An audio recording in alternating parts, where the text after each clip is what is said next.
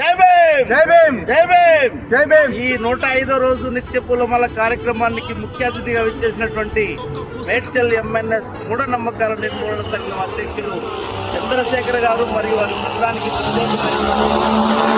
కాబట్టి వారిని కార్యక్రమాన్ని గురించి మాట్లాడవలసిందిగా కోరుతున్నాను. ఈ కార్యక్రమానికి వచ్చిన వాళ్ళందరికీ ప్రత్యేకమైన ఉద్యమాభివందనాలు. మిత్రులారా, భారత రాజ్యాంగంకు హాని ఉందని మనం అనుకున్నప్పుడు భారత రాజ్యాంగాన్ని ప్రతి ఒక్కరూ పాఠ్యాంశంగా చేర్చుకున్న అనే విషయాన్ని గమనించాలి.